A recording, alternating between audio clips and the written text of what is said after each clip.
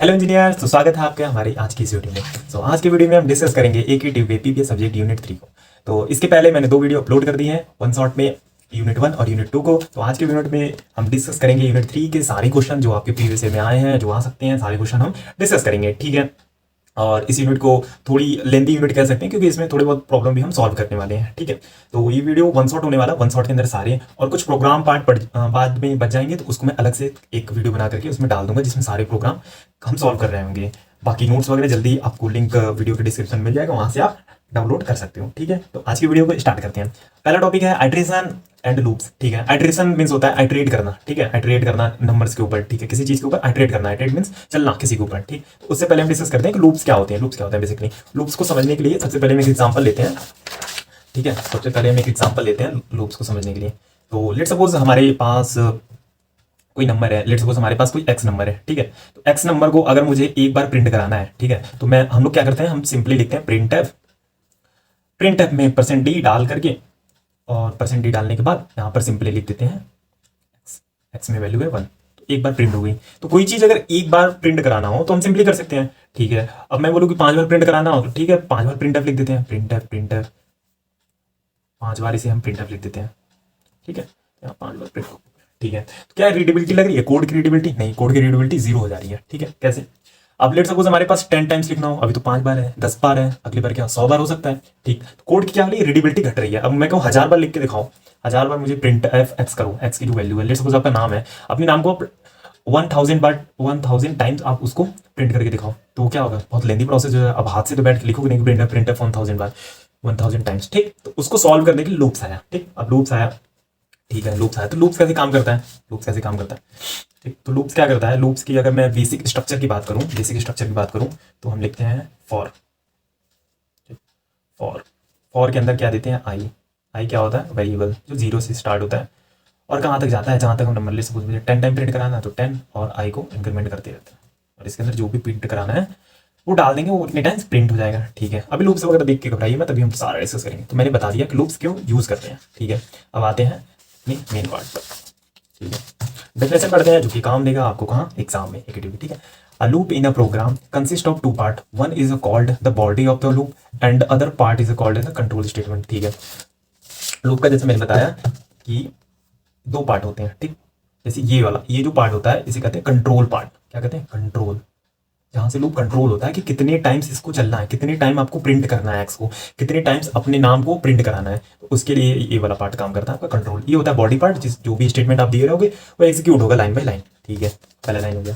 The control statement perform a logical test whose result either true या false, ठीक है। ये कोई लॉजिकल टेस्ट को परफॉर्म करता है। जैसे हम इसको फिर से देखते हैं, फॉर लूप लिखते हैं I0 I10 I++, ठीक है। यहाँ कुछ स्टेटमेंट है, ठीक है, इसको आपको परफॉर्म करना है। तो ये क्या एक लॉजिकल पार्ट है, यही बोल रहा है कि एक लॉजिकल पार्ट है, ठीक है। एक इसके पीछे लॉजिक है, पहले I0 पे है, फिर I1 पे हुआ, फिर 2 पे है, फिर 3 पे है, तो ये बोल रहा है लॉजिकल पार्ट है, ठीक है। Represent end process on a statement is known as the iteration. Iteration का क्या हुआ, जैसे हमने सिंपल एग्जांपल लिया था कि अगर आपको अपने नाम को एक बार प्रिंट करना है तो आप प्रिंट एफ लिख सकते हो, ठीक है, कोई बुराई नहीं है। प्रिंट एफ जो भी आपका नाम है XYZ, ठीक है, कन्या सुकन्या सुंदर कन्या, जो भी आपका नाम है आप लिख सकते हो यहाँ पर, ठीक है।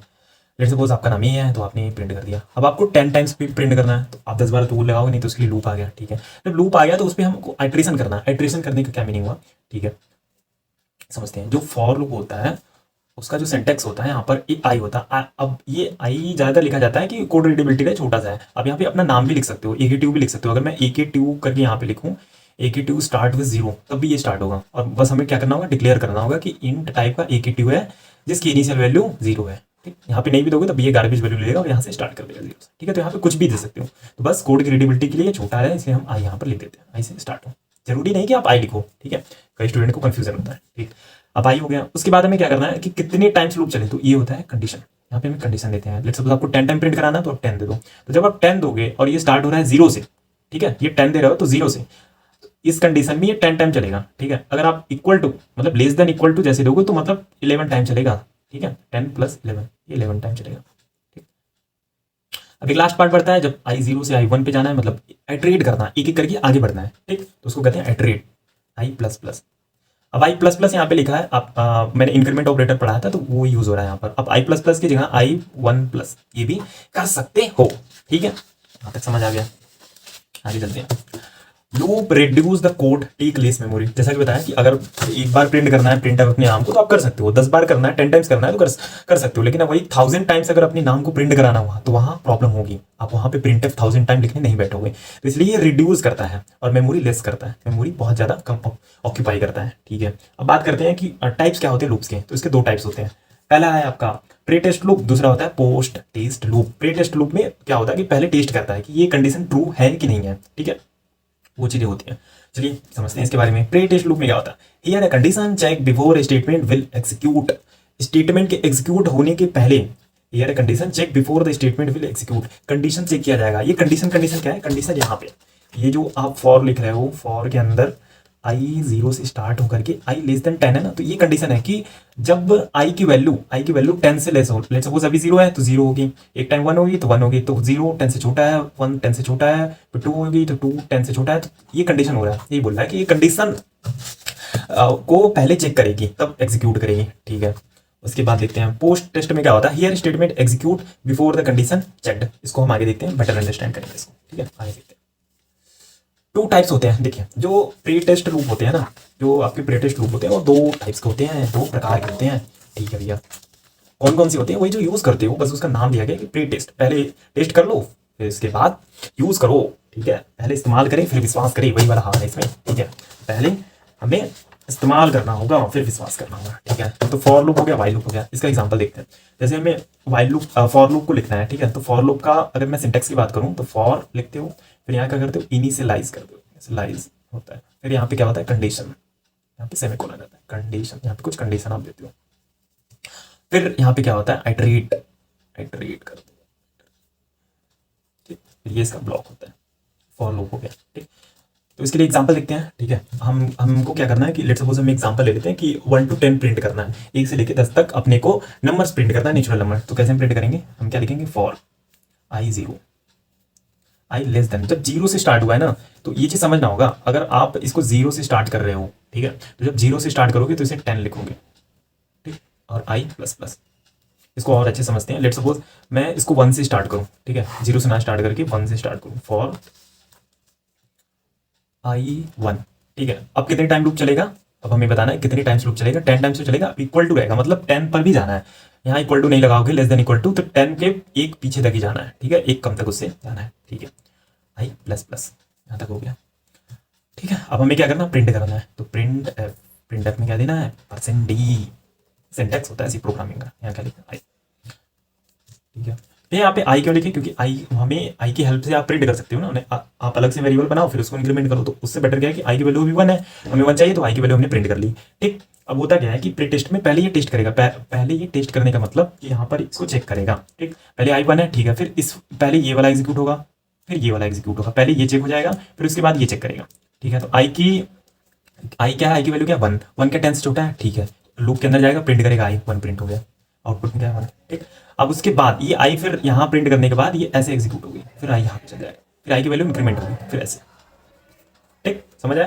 पहला स्टेप होगा ये, फिर दूसरा ये, फिर तीसरा ये, फिर चौथा ये, फिर पांचवा ये, 5 स्टेप हो गए। तो पहले ऐसे ही काम करता है लूप आपका, ऐसे आता है यहाँ पर, फिर कंडीशन चेक करता है, फिर नीचे आता है लो, फिर यहाँ पर देखता है, यहाँ पे प्रिंट करता है जो एग्जीक्यूट, जो स्टेटमेंट आपने लिखा है, कोड लिखा है, फिर उसके बाद ऊपर जाता है, फिर आई को इंक्रीमेंट करता है। अब आई की वैल्यू क्या आ गई 2, फिर 2 को चेक करेगा, 2 लेस देन 10, यस, सही है ना, 2 हमारा 10 से छोटा है, फिर प्रिंट करेगा, तो अब आई की वैल्यू 2 प्रिंट करेगा, वैसे फिर आइटरेट करके ऊपर जाएगा, फिर 3 हो जाएगी, तो 3 यहाँ पे हो जाएगी, तो 10 से छोटा ऐसे 4, ऐसे करते करते करते पहुंचेगी 10, 10 इक्वल 10। लेकिन अगर मैं ये लिखा रहता तो ये एग्जीक्यूट नहीं होती, लेकिन मैंने इक्वल टू लिख दिया, या 10 से छोटा हो या 10 के इक्वल हो, 10 से छोटा हो या 10 के बराबर हो, तब भी क्या करना है, एग्जीक्यूट करना है। एग्जीक्यूट हुआ तो 1 2 3 4 5 6 7 8 9 10 टाइम्स प्रिंट हो गया। अब आई की वैल्यू आइटरेट करके ऊपर गई, आई की वैल्यू कहाँ गई, ऊपर। अब क्या हो गई आई की वैल्यू 11, क्या हो गई 11 हो गई है, ठीक है, 11 हो गई।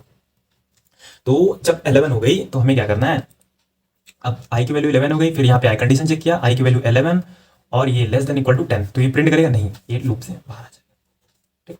ऐसे काम करता है आपको फॉर लूप। अगर मैं स्टेप्स की बात करूँ तो कितने स्टेप्स बताया मैंने, कहा 5 स्टेप्स में फॉर लूप आपका काम करता है। कितने स्टेप्स में, 5 स्टेप्स में। फॉर आप क्या लिखते हो आई, ठीक, जैसे मैंने बताया कि आई की जगह कुछ भी लिख सकते हो, तो ये बस हम कोड को ऑप्टिमाइज करने के लिए आई ले लेते हैं। ABCD जो मन करे अपना नाम मन करे कुछ भी लगा दो, ठीक है, उससे मतलब नहीं है। बस आई के ऊपर आप डिक्लेयर करना है एक बार, आई इंट इज इक्वल, बस इंटीजर टाइप को बता देना है, फिर 0, फिर स्टार्ट करना है। कितने टाइम्स, 10 टाइम प्रिंट करना था, प्रिंट कर दिया, फिर आई प्लस प्लस। ठीक है, समझ आ गया। यहाँ जो भी प्रिंट करना है XYZ आप प्रिंट करो, ठीक है। तो पहला स्टेप क्या था, ये। फिर दूसरा क्या था, कंडीशन चेक करना, दूसरा चेक हो गया। फिर उसके बाद तीसरा स्टेप क्या था, ये कंडीशन चेक करने के बाद ये चीज़ करना, प्रिंट करना। फिर चौथा स्टेप क्या था, इंक्रीमेंट करना, चौथा स्टेप हो गया। फिर पांचवा क्या था, कंडीशन चेक करना फिर से।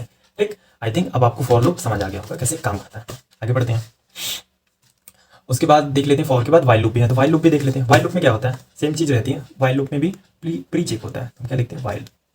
वाइल में क्या देते हैं, कंडीशन 10 टाइम्स, ठीक है, कंडीशन 10 टाइम्स। इसके अंदर जो भी स्टेटमेंट आएगा आपका, स्टेटमेंट जो भी रहेगा आपको प्रिंट कराना है। उसके बाद अब आई की वैल्यू हमें इंक्रीमेंट करनी है, तो आई की वैल्यू हम यहाँ इंक्रीमेंट कर देते हैं, ठीक है। आई की वैल्यू ऐसे भी इंक्रीमेंट कर सकते हो, या फिर I equal to I plus 1, ये भी कर सकते हो। दोनों मेथड है, लेकिन ये थोड़ा लेंदी हो जा रहा है। अब दो ऑपरेटर यूज कर रहे हो, इससे अच्छा आप सिंगल ऑपरेटर यूज करो, इंक्रीमेंट ऑपरेटर, और ऐसे यूज करो। ये होता है फॉर लूप। पहले आई यहाँ पर आएगा, चेक करेगा, आई की वैल्यू इनिशियली हम 0 दे देंगे, पर आपको वैल्यू इनिशियलाइज करना होगा ऐसे, इंट आई। मैं इतना समझ रहा हूँ कि आपको आ रहा होगा। पहले आपको इनिशियलाइज करना होगा, कंडीशन चेक करेगा, स्टेटमेंट को एग्जीक्यूट करेगा, फिर आई पे आएगा, फिर आई को इंक्रीमेंट करेगा, फिर ऊपर जाएगा, फिर कंडीशन चेक करेगा। ठीक, ऐसे काम करता है आपका फॉर लूप। अब बात करते हैं डू वाइल लूप के बारे में। डू वाइल लूप क्या होता है, ठीक है। डू वाइल लूप में क्या होता है कि पहले हम कंडीशन दे देते हैं कि डू, मतलब जो डू वाइल लूप होता है, एक इसके बारे में थिंक है कि ये एक बार तो एग्जीक्यूट होगा ही होगा। एक बार कैसे एग्जीक्यूट होगा, ठीक है, समझते हैं। एक बार एग्जीक्यूट होने का मतलब कि आप लिखते हो डू, इसका ये सिंटेक्स होता है। अभी सिंटेक्स आगे हम और एलिब्रेट करके डिस्कस कर लेंगे, ठीक है। डू यहाँ पे करोगे प्रिंट एफ, ठीक है, जो भी आपको XYZ प्रिंट करना है, ठीक। उसके बाद आपको यहाँ लगाना है वाइल। वाइल वाइल में आपको क्या करना होता है, वाइल में आपको कंडीशन देना होता है, ठीक है। आप यहाँ पे क्या दे दोगे, कंडीशन, ठीक है। तो डू में क्या होगा, एक बार जैसा कि आप देखो प्रिंट होगा, फिर उसके बाद वाइल वाले स्टेटमेंट पे आएगा, वाइल पे कंडीशन चेक करेगा, फिर ऊपर जाएगा, ठीक है। ये इसमें होता है वाइल लूप में। तो बीच में आपको आइटरेट भी करना है, मतलब आई को इंक्रीमेंट भी करना। आगे सिंटेक्स देख लेंगे, वहाँ और क्लियर हो जाएगा। तो ये इसका आपका फ्लो चार्ट कह लो, इसे फ्लो चार्ट ही बोलते हैं, ठीक है। फ्लो चार्ट क्या है, पहले फॉर लूप चलेगा। फॉर लूप में क्या होता है, पहले अगर कोई कंडीशन ट्रू है, ठीक है, आप यहाँ पे आते हो, ये कंडीशन माने ये वाला जो ब्लॉक हम अंदर लिख रहे थे, आई लेस देन 10, ये हो गया कंडीशन। अगर ट्रू, इफ कंडीशन ट्रू, तो ऊपर जाएगा, स्टेटमेंट को एग्जीक्यूट करेगा, फिर ऊपर से आएगा, फिर आइटरेट करके इंक्रीमेंट करके आएगा, फिर कंडीशन को चेक करेगा। ऐसा अगर फॉल्स हुआ तो लूप से बाहर। वैसे स्टेटमेंट इसका डू वाइल में क्या होगा कि एक बार तो देखो, यहाँ पर स्टेटमेंट अगर ट्रू हो रही तब जा रहा है, लेकिन इसके बाद स्टार्ट, ये क्या है, स्टार्ट पॉइंट है, इसे हम क्या कहते हैं, स्टार्ट। इसे लिख देते हैं स्टार्ट, इसे क्या लिख देते हैं, स्टार्ट। तो स्टार्ट में क्या हो रहा है कि पहले यहाँ पे स्टेटमेंट एग्जीक्यूट नहीं हो रही है, और यहाँ पे एक बार तो एग्जीक्यूट होना ही है, जैसे कि मैंने डिस्कस किया डू वाइल लूप में। तो डू में क्या हुआ, स्टेटमेंट एग्जीक्यूट हो गई, फिर कंडीशन चेक कर रहा है, इफ ट्रू तो ऊपर गया, एल्स तो रिजेक्ट, ठीक है। आगे चलते हैं, जैसे कि मैंने कहा था सिंटेक्स डिस्कस करेंगे, सिंटेक्स डिस्कस कर लेते हैं, ठीक है। फॉर लूप का सिंटेक्स होता है, पहले आप इनिशियलाइज कर दो। इनिशियलाइज माने आई जो डिक्लेयर करते हो कहाँ से स्टार्ट करना है, 0 से स्टार्ट करो भैया, कि 1 से, 2 से, 3 से बता दो हमें, ठीक। फिर उसके बाद हम कंडीशन माने जो मैंने ऐसे लेस देन करके लिखा था, समथिंग एल्स, उसे कहते हैं कंडीशन। फिर कहते हैं अपडेशन माने अपडेट करना आई को, जो मैं इंक्रीमेंट कर रहा था, ठीक, इसे कहते हैं अपडेशन। यहाँ पे स्टेटमेंट होता है, ये एग्जीक्यूट होता है। वाइल लूप में क्या होता है, कंडीशन ऊपर दी जाती है, ये वाली कंडीशन उठ के डायरेक्ट यहाँ जाती है, उसके बाद नीचे अपडेशन होता है स्टेटमेंट के बाद, ठीक। उसके बाद चलते हैं do while. Do while loop में क्या होता है, डू वाइल का क्या होता है, डू पहले एक बार तो स्टेटमेंट एग्जीक्यूट होगी, फिर उसके बाद अपडेशन में क्या हो रहा है, आई प्लस प्लस, ये चीज आई प्लस प्लस यहाँ पे हो रही है। फिर वाइल लूप में आते हो, फिर कंडीशन चेक कर दो, फिर ट्रू होती है तो ऊपर, नहीं तो बाहर, ठीक है। अब होता है नेस्टेड लूप। नेस्टेड लूप क्या होता है, लूप को यूज करना इनसाइड अ लूप, ठीक है। In a nested loop one loop is a place within another loop of body. एक लूप के बॉडी के अंदर एक और लूप आप यूज करते हो। कैसे यूज करते हो, इसका सिंटेक्स क्या होता है, बेसिकली इनिशियलाइज करना, फिर कंडीशन क्या है, फिर अपडेशन क्या है। अपडेशन आपको बता दिया, आई प्लस प्लस, कंडीशन में less than equal to, initialize आपको पता है। फिर उसके बाद इस स्टेटमेंट को एग्जीक्यूट करना, फिर स्टेटमेंट के बाहर निकलना, फिर इसके स्टेटमेंट को एग्जीक्यूट करना, फिर उसको, ठीक है। तो नेस्टेड लूप को हम ऐसे समझिए कि, तो ये होता है हमारा नेस्टेड लूप, मतलब एक लूप के अंदर एक और लूप को यूज करना कहते हैं नेस्टेड लूप, ठीक है। नेस्टेड लूप यूज कहाँ किया जाता है, जब आप मैट्रिक्स क्रिएट करोगे, आगे आप मैट्रिक्स बनाएंगे तो वहां पर इसको यूज किया जाता है, ठीक है। नेस्टेड लूप समझ आ गया, ठीक है। अब डिस्कस हम करते हैं loop control statement. Loop control statement क्या होता है, जब आपका लूप एग्जीक्यूट हो रहा है, उस पर आपको कुछ कंट्रोल चाहिए, लेट्स सपोज कुछ आप ऐसा ऑपरेशन है या फिर ऐसा कुछ कंडीशन आप देना चाहते हो कि आप उसे एग्जीक्यूट कराओ, ठीक है। इसको हम समझते हैं loop control statement change the execution from its normal sequence, ठीक है। इसको समझते हैं, इसका मीनिंग क्या है। चलो चलो डिस्कस करते हैं क्या करना है इसमें, ठीक है। समझते हैं कि लूप कंट्रोल स्टेटमेंट क्या होता है, यहाँ पर हम एक प्रोग्राम लिखते हैं इंट आई इक्वल टू 0, ठीक है, फॉर लूप इंट आई। अब इंट आपने डिक्लेयर कर लिया तो यहाँ डिक्लेयर करने की नीड आपको नहीं है, आपको डायरेक्ट लिखना है 0 I less than equal to 10 I plus plus, ठीक है, आपको आता है ये सारी चीज़ें, ठीक है। आप क्या कर रहे हो कि आप प्रिंट एफ कर रहे हो, प्रिंट एफ क्या करना है, परसेंट डी, किसको प्रिंट करना है, आई को प्रिंट करना है, ठीक है, प्रिंट करना है। अब मुझे एक कंडीशन ये चाहिए कि आई इसकी आउटपुट क्या होगी। अगर इसकी मैं आउटपुट की बात करूँ तो नेचुरल नंबर 0 1 2 3 4 5 6 7 8 9 10, ठीक है। अब इसमें हम चाहते क्या है कि जब जब जब 3 आए या फिर 4 आए या फिर एक नंबर ले लो कि लेट्स सपोज 3 जब आए, ठीक है, मतलब जब 3 को वो प्रिंट करने वाला हो तो इसको एग्जीक्यूट ना करे, ठीक है। ऐसा मैं कह रहा हूँ कि जो आपका आउटपुट आएगा आउटपुट में 3 ना रहे, ठीक है, 3 को डिलीट कर दो, 3 को हटा दो। तो उसको हम कैसे अचीव कर सकते हैं भाई, कंट्रोल स्टेटमेंट। कैसे कंट्रोल कर सकते हैं, फॉर लूप वैसे रहेगा, कंडीशन यही वाली उठ के आ जाएगी, बस एक कंडीशन हमें लिखना है कि इफ में क्या लिखेंगे, आई की वैल्यू इक्वल टू 3। अब हमें क्या करना है, हमें करना है कि इस 3 को यहाँ पे ना रहे तो हम क्या करेंगे, कंटिन्यू, नहीं तो पीटी आप प्रिंट कराओ बाहर निकलो, ठीक है। अभी कंट्रोल स्टेटमेंट हम समझ गए कि कुछ हमको बीच में अगर ऐसा कंडीशन देना हो उसकी उस वैल्यू को ना प्रिंट करें, कुछ ऐसा स्टेटमेंट हो तो उसके लिए हम यूज करते हैं, ठीक है। तो आगे देखते हैं, C programming language support following statement. कौन कौन सी स्टेटमेंट होती है, जैसा एक ब्रेक, कंटिन्यू अभी आपसे डिस्कस करा, ठीक है, गो टू स्टेटमेंट, ठीक। समझते हैं ब्रेक स्टेटमेंट क्या होता है, टर्मिनेट द लूप या फिर switch statement and the transfer execution to the statement immediately following loop या स्विच करता है, जहां पे कंडीशन ट्रू मिले ब्रेक करेगा लूप से बाहर। जैसे स्विच केस हमने डिस्कस करा था, तो स्विच केस में भी आपने ब्रेक लगाया था, केस 1, फिर उसके नीचे स्टेटमेंट लिखा था, स्टेटमेंट के नीचे आपने ब्रेक करा था। ब्रेक जैसे वो स्टेटमेंट एग्जीक्यूट हुआ उसके बाद ब्रेक कर दिया, मतलब आप लूप से बाहर निकल गए, वही स्टेटमेंट बोला लूप या उससे बाहर निकलना, ठीक है। कंटिन्यू क्या करता है, जहां पर भी आप कंडीशन लिखते हो कि if x is equal to this, तो वहां पे क्या करेगा, कंटिन्यू कर देगा, उसको प्रिंट नहीं करेगा, उसको ब्रेक नहीं कर रहा, उसको डिलीट नहीं कर रहा, वहां पे कंटिन्यू हो जा रहा है, उसके आगे बढ़ जा रहा है, उसको प्रिंट वो नहीं करेगा। गो टू क्या करता है, गो टू कोई भी फंक्शन आप दोगे, गो टू अगर लिखो गो टू 1 गो टू 3 तो वहां पर वो डायरेक्ट चल जाएगा, मूव ऑन कर देगा उस लाइन पे, ठीक है। आगे देखते हैं, एग्जाम्पल देख लेते हैं एक एक तीनों के लिए, ठीक है, जल्दी से कवर हो जाएगा। ब्रेक का एग्जाम्पल हम देखते हैं, लूप चल रही है 1 से लेकर के 10 टाइम चल रही है और यहाँ पे अपडेशन हो रही है, ये कंडीशन, ये इनिशियलाइजेशन। यहाँ पे क्या करें कि अगर इफ की वैल्यू, अगर आई एक बार 0 पे, एक बार 1 पे को प्रिंट करेगा, एक बार 2 को प्रिंट करेगा, एक बार 3 को, 4 को, 5 को। जैसे इफ की वैल्यू मतलब आई की वैल्यू मीन्स कि आई की वैल्यू अगर 5 है तो वहाँ पे आप क्या कर जाओ, ब्रेक कर जाओ, ठीक। आपको जैसे ही मिल जाए आई की वैल्यू 5, आप वहाँ पे क्या कर जाओ, ब्रेक कर जाओ, ठीक है, समझ आ गया भैया।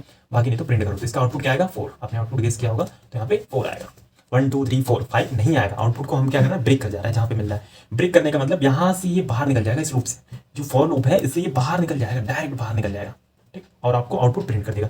कंटिन्यू क्या करता है, कंटिन्यू लूप से बाहर नहीं निकलता है, ठीक है, ये बाहर नहीं निकलता, ये डायरेक्ट क्या करता है, फॉर लूप आपका चलेगा, जहां पर भी 5 इसको मिलेगा कंटिन्यू करेगा, लूप से बाहर नहीं निकलेगा, उसको कंटिन्यू, उसको ऊपर चढ़ के आगे निकल जाएगा, कहेगा तू रुक मैं आगे चल रहा हूँ, तुम रुको मैं आगे चल रहा हूँ, तुमको प्रिंट मैं नहीं करूंगा, उसको वो अलाउ नहीं करता है, ठीक है, ये होता है कंटिन्यू।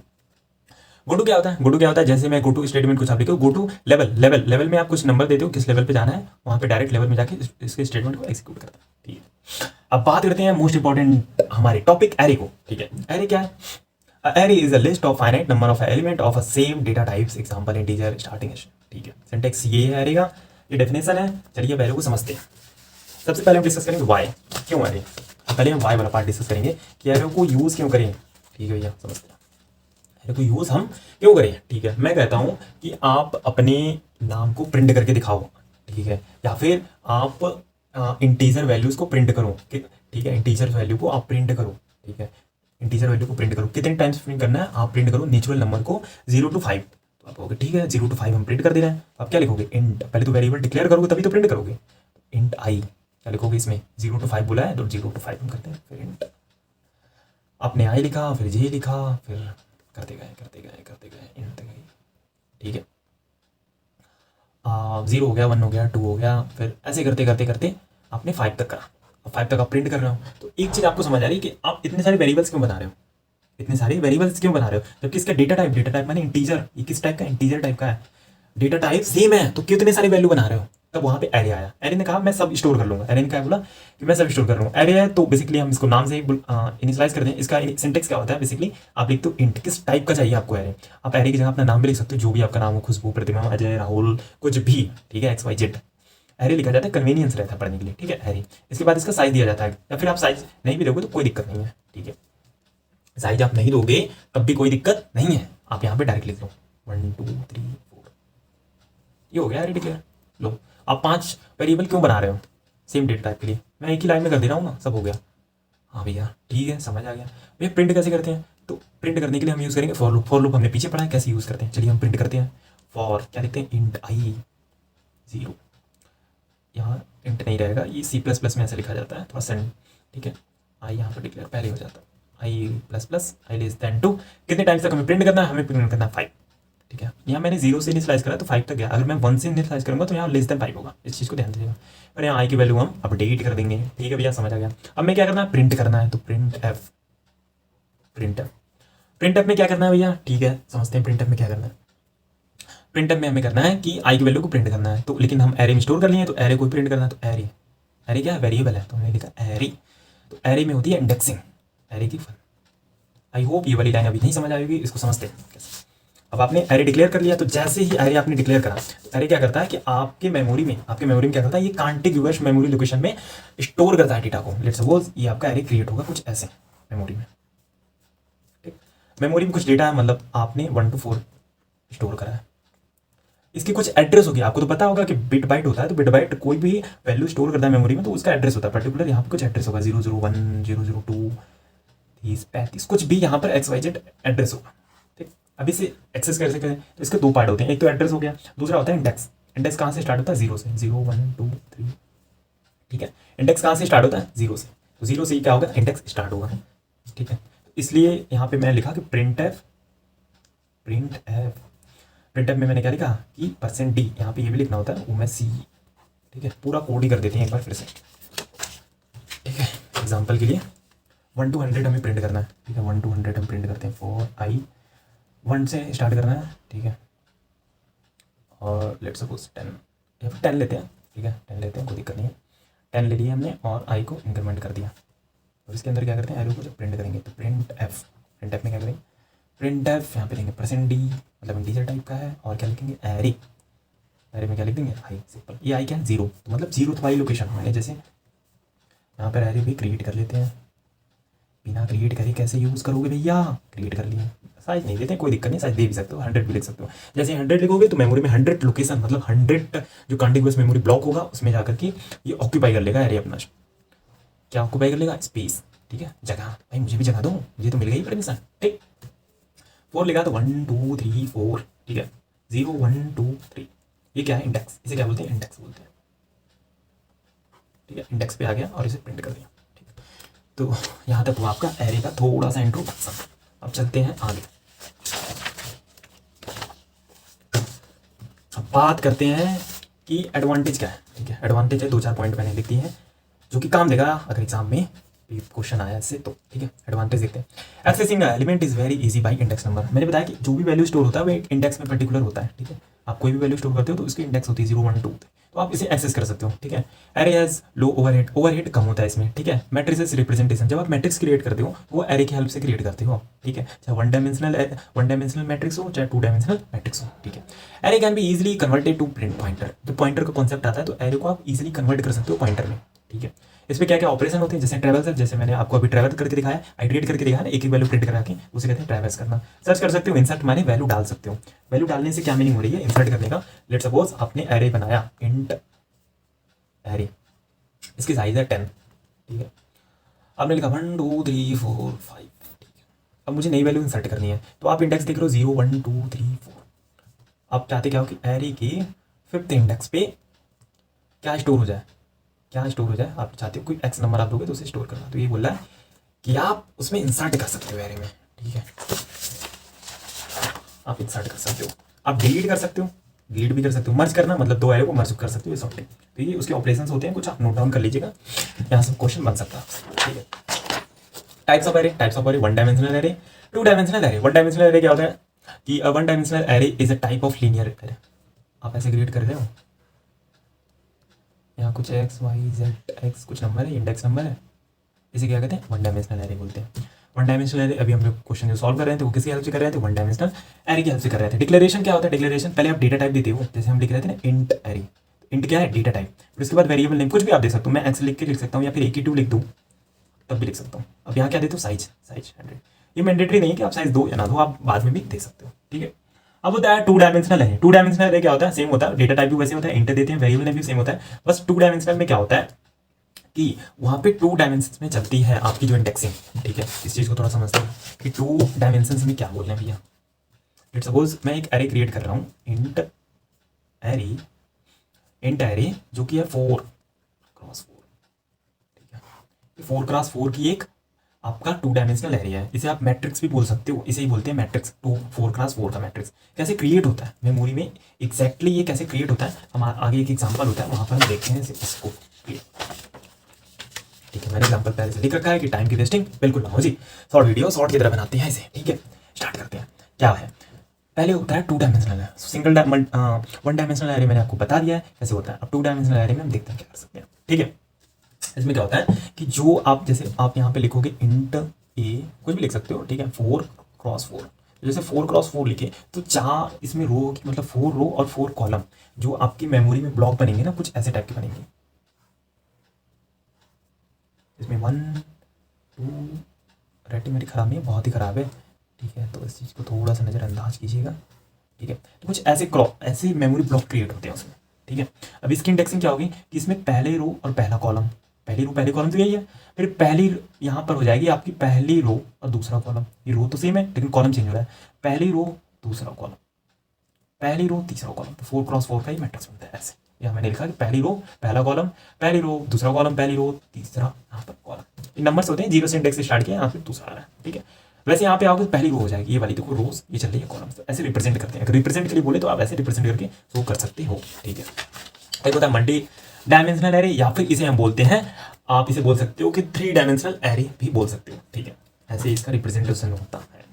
एक होता है, फिर बात करते हैं कैरेक्टर एरे, जैसे हम डेटा टाइप की बात कर रहे हैं तो इंट टाइप से मतलब इंटीजर टाइप की वैल्यू ही स्टोर करेगी। आप एरे में ये नहीं कर सकते हो कि पहले इंट टाइप डिक्लेयर करके उसके अंदर 5 वैल्यूज इंटीजर टाइप की डाल के फिर उसके बाद आप कैरेक्टर टाइप की वैल्यूज उसमें असाइन कर रहे हो, तो ये एरे निगलेक्ट करता है, ठीक है। तो अगर आपको कैरेक्टर वैल्यू स्टोर करनी लाइक ऐसे स्टडी टारगेट, तो आप कैरेक्टर नेम फिर यहाँ पे आप साइज दे भी सकते हो, नहीं भी दे सकते हो, आप ऐसे स्टोर कर सकते हो। ये जो स्टोर होगा ना, स्टडी टू नाइट लिखा है तो ये कुछ ऐसे स्टोर होगा, यहाँ पे आएगा एस, फिर यहाँ पे आएगा टी, फिर यहाँ पे आएगा यू, फिर यहाँ पे आएगा डी, फिर यहाँ पे आएगा 5 स्टडी, फिर ऐसे ही टू नाइट, तो मेमोरी ब्लॉक में होगा, इसकी इंडेक्सिंग हो जाएगी पर्टिकुलर।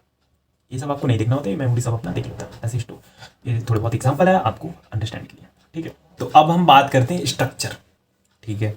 अब एरे के बाद तब स्ट्रक्चर आया, पहले एरे क्रिएट हो गया, एरे में कुछ ना कुछ कमी थी, कुछ ना कुछ उसके अंदर ऐसी चीज़ थी जिसको हम नहीं क्रिएट कर पा रहे थे, कुछ ऐसे हमको थिंक बनाना था जहाँ पर हम क्रिएट नहीं कर पा रहे थे, ठीक है। तो उसको सॉल्व करने के लिए स्ट्रक्चर आया, उसको सॉल्व करने के लिए स्ट्रक्चर आया। अब हम बात करेंगे स्ट्रक्चर के बारे में। स्ट्रक्चर क्या है, स्ट्रक्चर आज are user defined data types, आप डिफाइन करते हो, ठीक है। ये प्री डिफाइंड नहीं होता, 2 टाइप्स के डेटा टाइप्स होते हैं, मैंने पहले यूनिट बताया था, यूजर डिफाइंड, प्री डिफाइंड। तो ये क्या है, यूजर डिफाइंड डेटा टाइप है, ठीक है। Using a structure allowed to combine data different types, आप डिफरेंट टाइप के डेटा एक साथ कंबाइन कर सकते हो, ठीक है। It is use to create complex data type, complex data type आप क्रिएट करना हो तो वहाँ पे इसको यूज़ किया जाता है। कुछ पॉइंट्स हैं, ठीक है।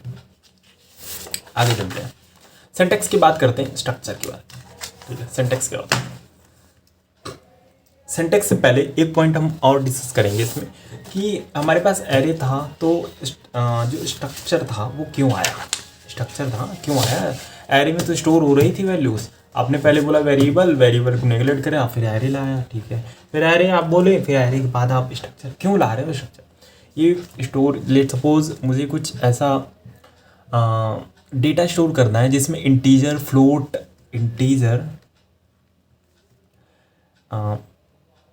इंटीजर फ्लोट,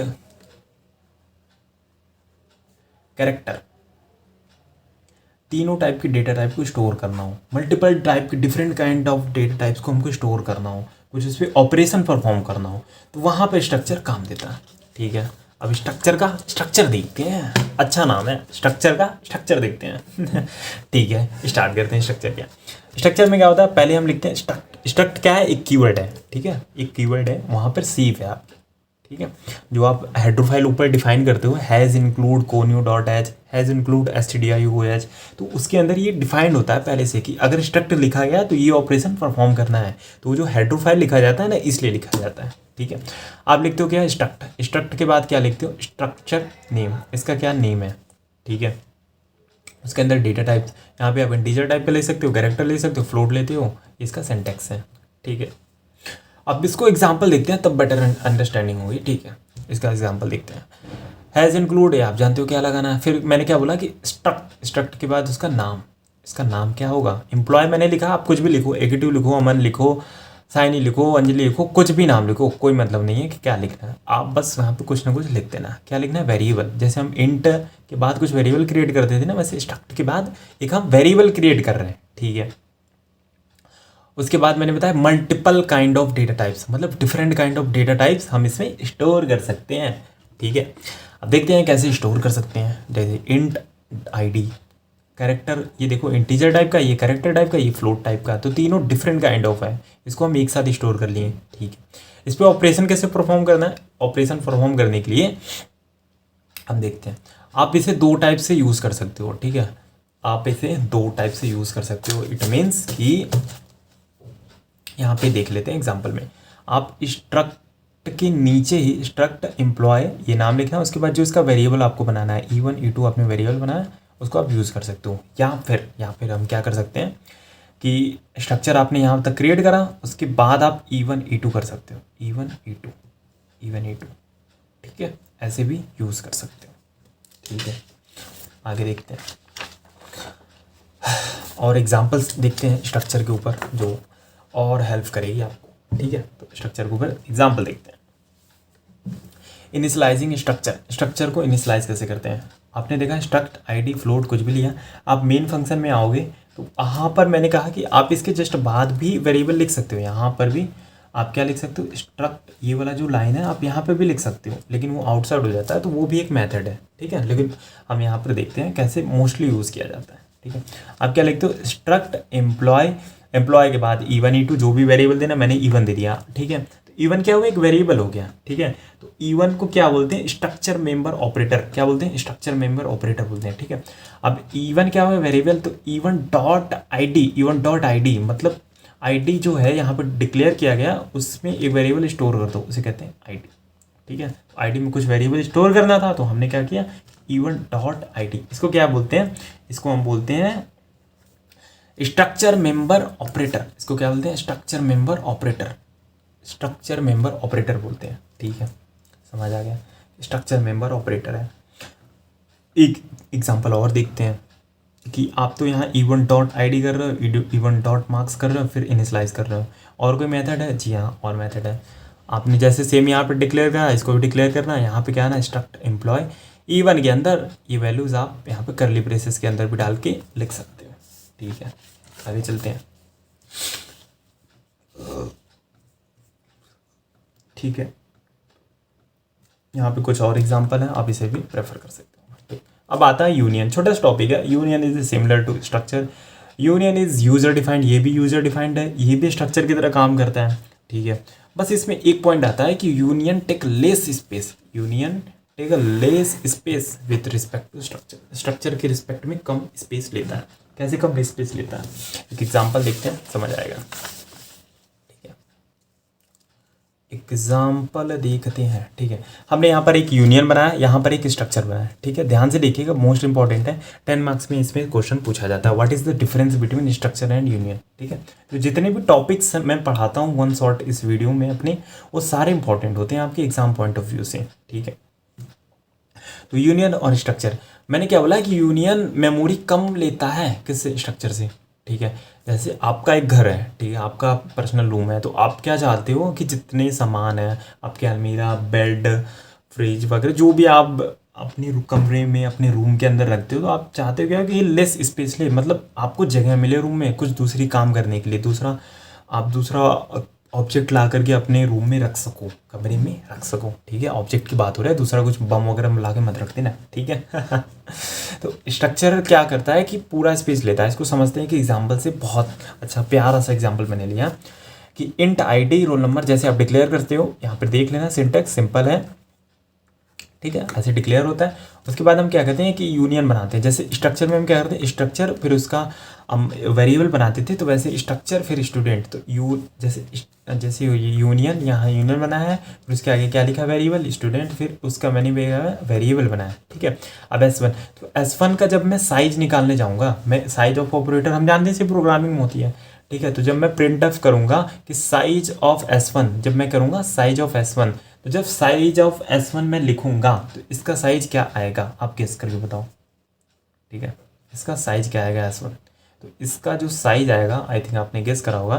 देखो इंटीजर जो होता है 2 बाइट्स लेता है। ठीक है, 2 बाइट्स लिया इंटीजर, फिर 2 बाइट्स लेता है। फ्लोट हमको पता है ये 4 बाइट्स लेता है। 4 बाइट्स माने मेमोरी में इतना स्पेस लेता है, तो इंटीजर 2 बाइट्स, ये भी 2 बाइट्स, ये 4 बाइट। तो जो यूनियन होता है ना, वो मैक्सिमम लेता है। यूनियन क्या लेता है, मैक्सिमम लेता है। लेट सपोज यहाँ पे फ्लोट 4 है, तो 4 के अंदर इंटीजर आ सकता है, तो ये इसने मैक्सिमम स्पेस ले लिया कि लो मैंने 4 स्पेस ले लिया, मतलब 4 ब्लॉक ले लिया है। अगर इंटीजर को कॉल होगा तो इंटीजर इसमें डल जाएगा, इंटीजर का नहीं कॉल होगा तो फ्लोट है, तो है ही है, फ्लोट कॉल होगा तो फ्लोट के लिए 4 ब्लॉक। ठीक है, तो इसका जो आउटपुट आएगा, यहाँ पर मैं जो साइज ऑफ प्रिंट कर रहा हूँ, तो इसका आउटपुट आएगा 4। ठीक है, डिस्कस करते हैं हैज़ इंक्लूड। अब इसको हम डिस्कस करते हैं, इसको स्ट्रक्चर को। स्ट्रक्चर का क्या आउटपुट आएगा, सेम कोड लिखा है मैंने दोनों के लिए, क्योंकि डिफिकल्टी ना हो आपको लर्न करने में। ठीक है, वाइड मेन स्ट्रक्चर, फिर स्ट्रक्चर के अंदर मैंने क्या करा कि इसका भी साइज प्रिंट कराया, तो इसका साइज क्या आएगा, मैंने बताया कि ये 2 बाइट्स लेगा, चलो 2 बाइट्स ले लिया। रोल नंबर 2 बाइट्स लेगा, फ्लोट क्या करेगा, 2 बाइट्स लेगा, 2 बाइट्स नहीं लेगा, फ्लोट 4 बाइट्स लेगा।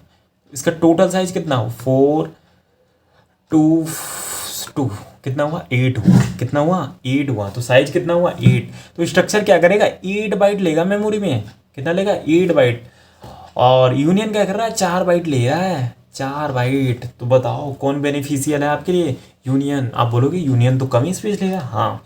तो यूनियन क्या करता है, मैक्सिमम जो उसमें डेटा टाइप्स होते हैं, उसमें से मैक्सिमम जिसका स्पेस होता है, मैक्सिमम जिसका डेटा टाइप कंज्यूम करता है, ऑक्यूपाई करता है मेमोरी में स्पेस, उसको वो पिक करता है। और स्ट्रक्चर क्या करता है, जितने डेटा टाइप्स आपने दिए हैं सबको वो ऐड करता है, ये ऐड करता है। जैसे 2 2 2 2 2 4, तो इसको इसने ऐड करा, ये ऐड नहीं करता, इसमें ये मैक्सिमम निकालता है। ये क्या करता है, मैक्स बता दो हमें जितने डेटा टाइप्स आप डिफाइन कर रहे हो, 2 2 4, और ये पता ही है 2 + 2 + 4, ये ऐड करता है, ये टोटल ले लेता है। ठीक है, तो ये इसलिए इसमें स्पेस कम लगता है, ये डिफरेंस है, ये 10 मार्क्स में आएगा।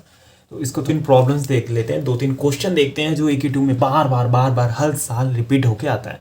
तो पहला जो प्रॉब्लम होगा उसको हम डिस्कस करेंगे, फिबोनाची सीरीज। तो इस प्रॉब्लम को अलग डेडिकेटेड वीडियो ना बनाते हुए इसी में डिस्कस कर लेते हैं, क्योंकि अभी मैंने फॉर लूप पढ़ाया आपको, तो आपके दिमाग में फॉर लूप का एक पिक्चर चल रहा है कि कैसे काम कर रहा है फॉर लूप। ठीक है, तो उसके लिए अभी हम डिस्कस कर लेते हैं। पहला कोड हम देखेंगे फिबोनाची का। फिबोनाची बहुत बार आता है, फिबोनाची सीरीज प्रिंट करने के लिए। ठीक है, तो पहले डिस्कस कर लेते हैं फटाक से ना, फिबोनाची सीरीज क्या होता है। आई थिंक आपने पढ़ा होगा, तो और लॉजिक क्लियर हो जाएगा। इसमें क्या होता है कि ये लास्ट 2 डिजिट का ऐड करके अगला डिजिट प्रिंट करता है। जैसे 0 1 1 1 1 को ऐड करोगे तो कितना आएगा, 1 1 को 2, फिर इन दोनों को ऐड करोगे 3, फिर इन दोनों को 5, फिर इन दोनों को 8, फिर इन दोनों को 13, वैसे ही ऐड करते जाओगे तो आई थिंक यहाँ पर आ जाएगा 21, फिर एंड सो ऑन। ठीक है, तो ये होती है फिबोनाची सीरीज। इसे हमें प्रिंट करना है। प्रिंट करने के लिए नहीं बोलता है, वहाँ पे बोलता है कि आप डायरेक्टली इसका कोड लिखो, होगा क्या। ठीक है, तो कोड देखते हैं कैसे इसको हम लिख सकते हैं। ठीक है, तो कोड लिखने से पहले हमें ये डिस्कस करना होगा कि एग्जैक्टली हमको आउटपुट क्या चाहिए। ठीक है, आउटपुट हमें ये चाहिए। ठीक है, समझ आ रहा है कि पहले 0 आएगा, फिर 1 आएगा, फिर 1 आएगा, फिर 2 आएगा, फिर 3 आएगा। तो पहले मुझे 0 चाहिए, फिर उसके बाद 1 चाहिए। ठीक है, 0 और 1 चाहिए, तो एक वेरिएबल बनाते हैं ए। ठीक है, फिर एक वेरिएबल बनाते हैं बी, और एक वेरिएबल बनाते हैं सी। ठीक है, तो पहले लेट सपोज हम यहाँ से स्टार्ट करते हैं 1 से लेकर के। पहले हमने यहाँ से डिस्कस करेंगे, इन दोनों को ऐड कर रहे हैं तो ये आ रहा है। ठीक है, तो इन दोनों को ऐड कर रहे हैं तो ये आ रहा है। तो हम क्या कर सकते हैं कि ए की वैल्यू 0 ले लेते हैं और इसकी वैल्यू 1। तो 0 और 1 को अगर ऐड करके सी में डाल दें तो कितनी हो रही है, 1। और इसको प्रिंट करा दें, इसको हम क्या करा दें, प्रिंट करा दें। ठीक है, उसके बाद हम क्या कर सकते हैं कि अब 1 तो प्रिंट हो गया, हम यहाँ से डिस्कस कर रहे हैं, इस वाले पार्ट को अभी चढ़ने, इस वाले पार्ट को बाद में डिस्कस करेंगे लेटर ऑन, ठीक है। तो सी में 1 प्रिंट हो गया, अब हमें 2 चाहिए। 2 अगर चाहिए तो अगर बी और सी को ऐड करा के सी में डाल दे, तो मतलब ए प्लस बी इक्वल टू सी कर रहे थे, तो बी की वैल्यू ए में डाल दो और सी की वैल्यू बी में डाल दो, फिर इन दोनों को ऐड कर लो, तो अब क्या प्रिंट होगी 2। अब हमें 2 के बाद 3 चाहिए, तो बी की वैल्यू ए में डाल दो, अब प्लस सी की वैल्यू बी में डाल दो, तो कितनी प्रिंट हो गई 3। तो एंड्स ऑन तो बन गया हमारा कोड कि 1 2 3 5 8, लॉजिक तो तय है, ठीक है। 2 नंबर लेने हैं 0 और 1, उसको ऐड ऑन करना है, सी में डालना है। फिर उसके बाद मुझे नेक्स्ट नंबर क्या चाहिए था, नेक्स्ट नंबर क्या चाहिए था, 2 चाहिए था। तो मैंने कहा देखो एक 1 यहाँ पे एक 1 यहाँ पे, दोनों को ऐड कर देते हैं। तो मैंने कहा कैसे ऐड करेंगे, ए प्लस बी को तो ऐड ही कर रहे हैं, तो बी की वैल्यू ए में डाल देते हैं, ठीक है। बी की वैल्यू ए में डाल देते हैं और सी की वैल्यू बी में डाल देते हैं, दोनों को ऐड कर ही रहे, तो ऐड करके रिजल्ट आ जाएगा आउटपुट, ठीक है, समझ आ गया। अब भैया ठीक है, यहाँ तक तो ठीक है कि यहाँ तक सीरीज प्रिंट हो गई। अब 0 और 1 कैसे लाए, 0 और 1 कैसे लाए, ठीक है, फिर डिस्कस करते हैं। 0 और 1 दोनों को ऐड कर रहे थे, सी में डाल रहे थे, तो पहली वैल्यू मुझे 0 चाहिए, पहली वैल्यू 0 चाहिए। तो क्यों ना ए की वैल्यू -1, बी की वैल्यू 1, ए की वैल्यू -1, बी की वैल्यू 1, इन दोनों को ऐड ऑन करते हैं, कितना हो जाएगा ऐड ऑन करने पे 0, ठीक है। अब नेक्स्ट वैल्यू 1 चाहिए, तो क्या इन दोनों को ऐड करें, सेम लॉजिक तो है ऊपर वाला, दोनों को ऐड कर रहे थे, इधर डाल रहे थे, बी की वैल्यू ए में है और इसकी वैल्यू 0, तो कितना हो जा रहा है 1, ठीक है। 0 1 हो गया। फिर भैया मुझे क्या चाहिए, यहाँ 0 आ जाएगा, ठीक है। फिर मुझे 1 चाहिए, तो 0 इधर आ जाएगा प्लस 1 इधर आ जाएगा, फिर यहाँ पे क्या हो जाएगा 1। अब क्या करना है, बी की वैल्यू ए में डालनी है, बी की वैल्यू ए में प्लस ए की वैल्यू इधर, तो 2, तो प्रिंट तो हो गया, लॉजिक बन गया 0 1। चलिए इसका कोड देख लेते हैं, नहीं समझ आया तो फिर से एक बार वीडियो को रिपीट करके देखिए, समझ आ जाएगा, ठीक है। कोड देखते हैं, कोड कैसे लिखे भैया, थोड़ी मुश्किल हो रही है, कुछ नहीं है, इजी है, छोटा सा पार्ट है। चलिए फटाक से ना कोड लिख देते हैं।